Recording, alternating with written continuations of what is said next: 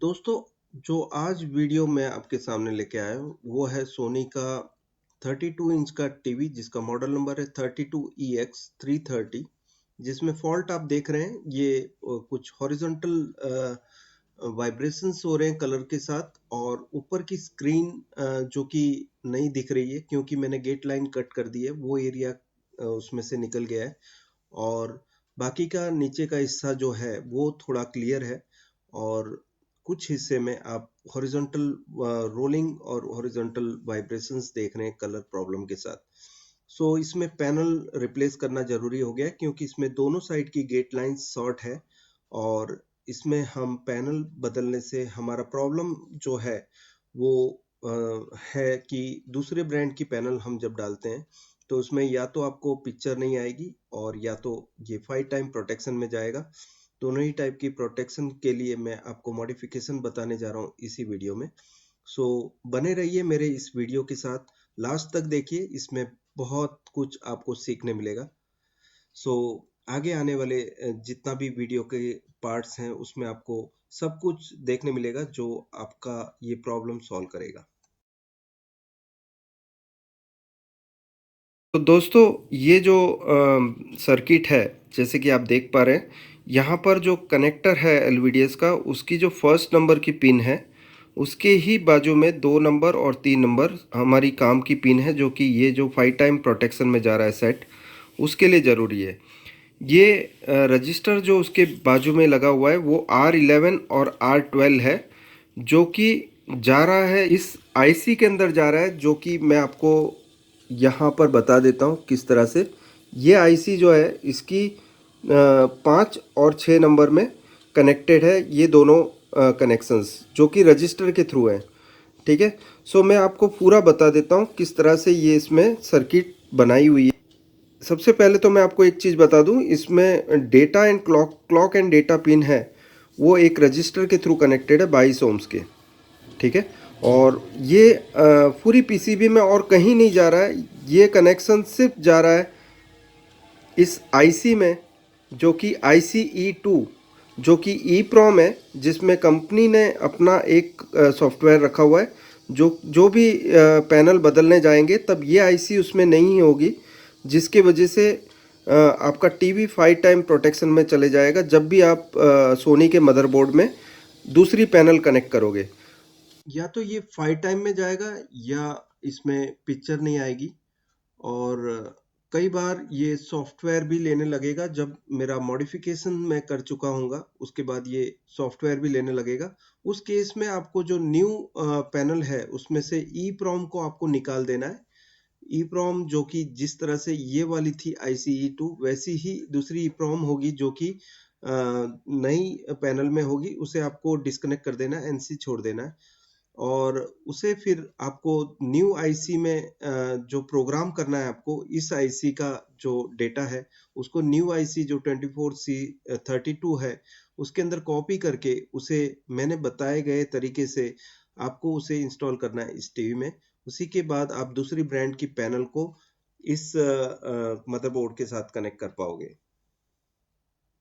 और या तो ये 5 टाइम में जाएगा। दोनों ही तरह के प्रॉब्लम्स के लिए आपको जो मेरा ये आगे आने वाले वीडियो में आपको पता चलेगा ये सब फिक्स कैसे होगा। सबसे पहले तो आपको सावधानी से इस पैनल को खोल लेना है, क्योंकि ये जो पैनल है ये आप दूसरी अगर जो पैनल है जिसमें कोई पोलराइज का प्रॉब्लम हो तो इसका फ्रंट ग्लास आप यूज कर सकते हैं, फिजिकल के पैनल की तरह आप इसे रख सकते हैं संभाल कर, क्योंकि यही पैनल आपके बाद में काम आएगी। इसे आप इसका जो फ्रंट ग्लास है, अगर जो फ्रंट पोलराइज सीट खराब है इसकी, तो आप इसे यूज कर सकते हैं उस पैनल में जो कि पोलराइज सीट निकाल कर इस पैनल को यूज करोगे। सो इसे आप आराम से निकाल लीजिए। इसे बहुत सावधानी से निकालना है, और ये जिस तरह से मैंने आपको बताया इस वीडियो में, इसे आप दूसरी जो हमने टीवी थी जिसमें से पैनल निकाला था उसमें अच्छे से रख लीजिए, ताकि अगली बार यही पैनल आपके काम आएगी। पोलराइज सीट की जगह आप यूज कर सकते हैं। इसमें डिस्प्ले प्रॉब्लम है लेकिन आप इसका जो,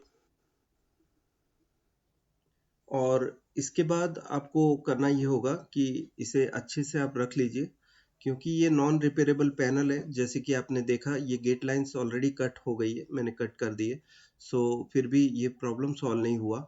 सो इसे आप खाली पोलराइज की तरह यूज कर सकते हैं इस ग्लास को, जो कि इसका जो ग्लास है फ्रंट ग्लास में जो हॉरिजॉन्टल पोलराइजर वर्टिकल पोलराइजर है, आप उसका इस्तेमाल कर सकते हैं। अभी आपको ये टीवी है, इसमें ये पैनल को फिट कर लेना है। आराम से आपको रख देना है इस पैनल को सोनी के टीवी में, जो कि हॉरिजॉन्टल रोलिंग था जो पैनल में, हमने उसे निकाल कर ये दूसरी पैनल है उसे इंस्टॉल करना है। इसे बहुत ही अच्छी तरह सावधानी से आपको चारों कोने देखते हुए इसे रख देना है। 2 बार आप चेक कर लीजिए चारों कोने अच्छे से प्लेस हो गए या नहीं, क्योंकि ये अगर जो आपने फ्रंट कवर इसके ऊपर फिट कर लिया, अगर जो अच्छे से नहीं रखा है तो ये क्रैक हो सकती है। अभी आप जैसे देख सकते हैं कि ये मैंने नई पैनल लगा दी।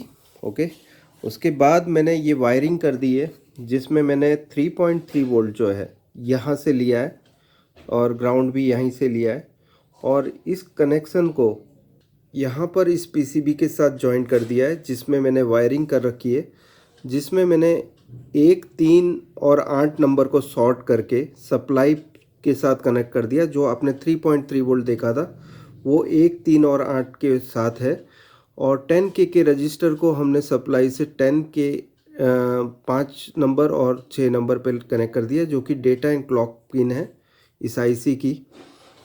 ठीक है, और इसमें मैंने एक 36 ओम्स के 2 रजिस्टर लिए हैं, जिससे आउट करके डेटा एंड क्लॉक, जैसे कि आप देख पा रहे हैं यहाँ पर जो सेकंड एंड थर्ड पिन है उसके साथ कनेक्ट कर दिया है, और इस तरह से ये कनेक्शन कर दिया है। ये आप देख सकते हैं यहाँ मैंने 24C32 मॉडिफिकेशन के लिए आईसी यूज़ की है, जिसमें डेटा जो मैंने लिया है वो ओल्ड आईसी जो थी जो सोनी के पैनल में लगी हुई EEPROM, उसमें से मैंने डेटा पहले सेव कर लिया प्रोग्रामर के थ्रू, और इसके अंदर हमने कॉपी कर लिया उस डेटा को।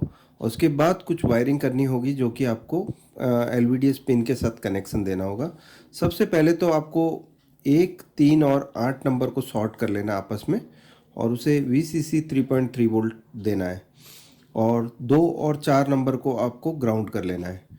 ग्राउंड कर लेने के बाद आपको ये जो 8 नंबर की पिन है इसे 10K के थ्रू सीरियल क्लॉक के साथ कनेक्ट कर देंगे। ये 6 नंबर सीरियल क्लॉक पिन है इस आईसी की, और 8 नंबर से ही एक और रजिस्टर लेंगे 10K का, जो कि सीरियल डेटा पिन 5 नंबर की पिन के साथ आप कनेक्ट कर दोगे, और इसके आउटपुट्स आप जो लोगे सीरियल डेटा जो एड्रेस है SDA पिन 5 नंबर की पिन को आपको 22 ओम्स के रजिस्टर के थ्रू कनेक्शन देना है। 22 ओम्स से लेके 100 ओम्स आप यूज़ कर सकते हैं, जो कि आप कनेक्ट करोगे 3 नंबर की LVDS पिन के साथ, जो कि मदरबोर्ड के ऊपर, और दूसरी सीरियल क्लॉक 6 नंबर को आप कनेक्ट करोगे 22 ओम्स के रजिस्टर से ही आपको कनेक्ट करना है। 22 ओम्स या तो 100 ओम्स तक आप ले सकते हैं। उस रजिस्टर के थ्रू आपको pin number 2 of LVDS of motherboard के साथ आपको कनेक्ट करना है।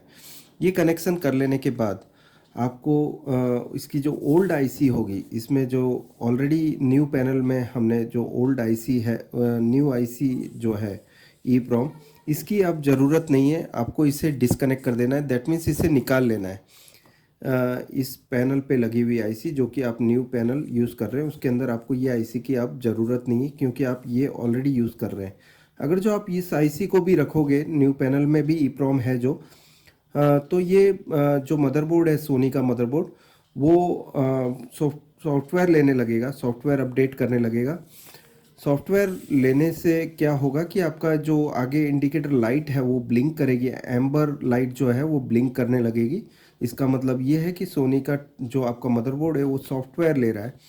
उस केस में आपको टीवी डिस्कनेक्ट करके जो न्यू पैनल में आईसी लगी हुई EEPROM उसे डिस्कनेक्ट कर लेना है। खाली इस पैनल में जो लगी हुई आईसी को डिस्कनेक्ट कर दिया है, क्योंकि अगर जो ये आईसी लगी होगी तो ये सॉफ्टवेयर लेगा, जो कि हमें सॉफ्टवेयर इसकी ज़रूरत नहीं है, तो हमने इसको डिस्कनेक्ट कर दिया और दूसरी आईसी जो हमने प्रोग्राम करके रखी है, वो इस आईसी के अंदर हमने इसके जो ओरिजिनल पैनल का जो प्रोग्राम है उसको डाल दिया है।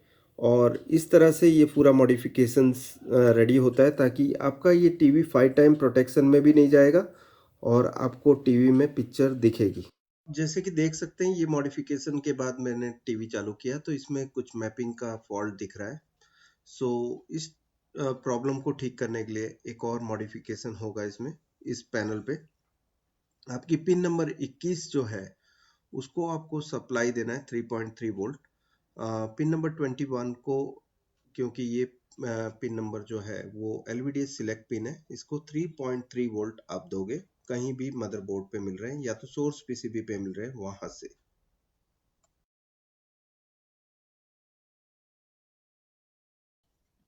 सो आपने देखा कि जैसे मैंने कनेक्शन किया है, अब मैं समझा देता हूँ किस तरह से ये कनेक्शन है इसमें। जो मैपिंग फॉल्ट है उसके लिए आपको LVDS सिलेक्ट की जो पिन है वो पिन नंबर 21 है इस पैनल के लिए। इसकी पिन नंबर 21 को आपको काउंट ऐसे करना है कि यहाँ सप्लाई साइड से आप काउंट करोगे, जो कि आपको पता है सैमसंग पैनल में सप्लाई 30 नंबर से शुरू होती है। आपको यहाँ से काउंट करना है 1 2 3 4 5 6 7 8 9, और ये 10 नंबर की पिन होगी, ये आपकी LVDS पिन होगी, LVDS सिलेक्ट पिन। इसको आपको जो भी सप्लाई आ रही है इस पर आपको चेक करना है मल्टीमीटर से। अगर जो इस पे 0 वोल्ट है तो आपको 3.3 देना है, और अगर जो 3.3 है तो आपको ग्राउंड करना है इस पिन को। सो जो भी इसमें होगा वोल्टेज उसके अपोजिट आप दोगे। जैसे कि इस पैनल में 0 वोल्ट है, मुझे इससे 3.3 वोल्ट के साथ, मदरबोर्ड पे कहीं भी 3.3 वोल्ट होगा उसके साथ कनेक्ट करना है। जैसे कि आप देख पा रहे हैं, यहाँ पर मैंने एक तार जो 3.3 वोल्ट जो कि सोर्स पीसीबी पे मुझे मिला, वो मैं 10 नंबर की पिन, अगर जो मैं सप्लाई साइड से काउंट करता हूँ, अगर जो आप रेगुलर काउंट कर रहे हैं तो ये पिन नंबर 21 है LVDS की। पिन नंबर 21 पे आपको LVDS सिलेक्ट पिन पे 3.3 वोल्ट लगाना है, क्योंकि यहाँ कोई भी वोल्टेज नहीं था, 0 वोल्ट था, तो आपको 3.3 देना है। अगर जो यहाँ पर 3.3 है तो आपको ग्राउंड करना है इस पिन को। सो आपके पैनल के हिसाब से आपको करना है ये काम। सो मैं ये काउंट कर रहा हूँ, पिन नंबर 10 अगर जो मैंने सप्लाई साइड से काउंट की, उसको मैंने ये सोल्डर कर दिया 3.3 वोल्ट। और इसके बाद आप देख सकते हैं कि ये सोल्डरिंग करने के बाद मैं आपको क्लियरली दिखा देता हूँ ये सोल्डरिंग कहाँ हुई है। ये जैसे कि आप देख पा रहे हैं, यहाँ पर एक तार लगी है और ये 3.3 वोल्ट ये कॉइल के बाजू में मुझे पीएफ मिला है, उसके ऊपर मैंने ये कनेक्ट कर दिया 3.3 वोल्ट। और दूसरी पिन कनेक्ट हुई है पिन नंबर 21 ऑफ LVDS। अब हम इसके बाद चेक कर लेते हैं कि टीवी स्टार्ट हुआ या नहीं हुआ। सो आप जैसे कि देख सकते हैं कि टीवी स्टार्ट हो चुका है और ये सोनी का लोगो आ गया, और पिक्चर भी आ गई है, और कंप्लीट है टीवी।